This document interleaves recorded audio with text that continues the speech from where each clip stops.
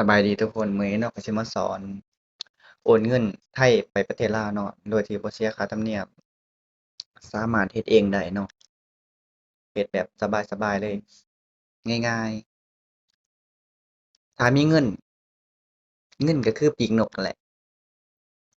สามารถบินไปประเทศใดก็ได้ถ้าเรารู้วิธี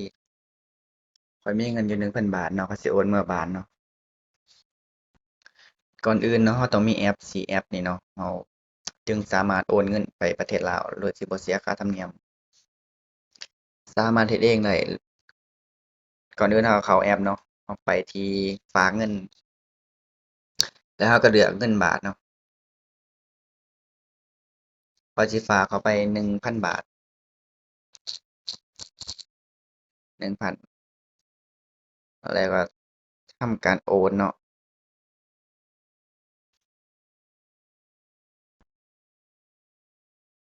ตอนนี้เนาะเงินก็เข้าบัญชีเป็นที่เรียบร้อยเนาะก่อนเราสิแปลงเป็นเงินลาวนี่เราต้องไปที่ไปเปลี่ยนเป็น USDT ก่อนเนาะเปลี่ยนง่ายๆเนาะเราใส่ทั้งหมดเลยเราสิได้$31เนาะระหว่างการสั่ง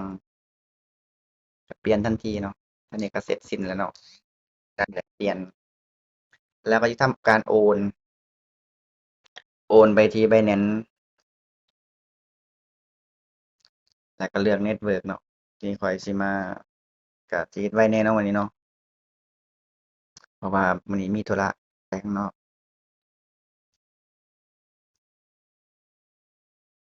ข้อยก็ทำการยืนยันเป็นที่เรียบร้อยเนาะเงินก็สิไปที่ Binance Go เนาะเข้าไปหน้าแอปแล้วก็สิถอนเป็นเงินกีบเลยเนาะจริงๆเฮ็ดง่ายเนาะบ่ได้ยากถ้าเรารู้วิธีอะแล้วรอแต่เงินเข้าไปเบิ่งเงินข้อยเนาะในธนาคารลาวบ่มีเงินเนาะมีเงินแค่ข้างบัญชีเนาะ50,000กีบแล้วก็ไปเช็กเบิ่งว่าเงินเราเข้าแล้วบ่เข้าแล้วบ่เงินก็เข้าเป็นที่เรียบร้อยเนาะ เงินก็เข้าบัญชีเรียบร้อยได้ล่ะเสร็จแล้วบัดเข้าแล้วบ่รอท่าแป๊บหนึ่งเนาะทุกคนตอนนี้เงินก็เข้าแล้วเนาะก็เสียค่าธรรมเนียม2 บาทเนาะแล้วก็ทำการถอนแล้วก็สิไปที่เพิ่มเงินเนาะเพิ่มเงินคืนแล้วก็ไปที่ P2P เนาะในเมื่อเราได้ USDT มาแล้วก็ทำการขายเราก็เลือกเบิ่งว่าเงินเราประมาณจักแสนเนาะถึงสิขายได้เงินข้อย 1,000 บาทก็สิประมาณ500,000เนาะสิได้ขายได้21,900ขายทั้งหมดเลยเนาะ แล้วก็เลือกบัญชีที่เราสิต้องการสิโอนไปเนาะก็ได้677,000เนาะต่อ 1,000 บาท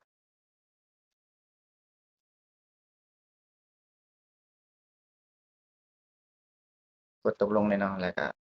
ทักไปหาเพิ่นว่าพร้อมบ่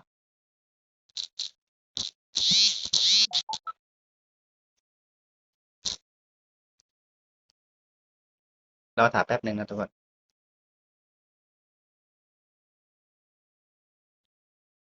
ใช้เวลาบ่ฮอด10นาทีเนาะทุกคนเพิ่นก็ได้ทำการว่าโอนแล้วเนาะเราก็ต้องไปเบิ่งเงินเช็กเงินก่อนว่าเงินเราเข้าแล้วบ่นี่เข้าเป็นที่เรียบร้อยเนาะเงินเราเข้าแล้ว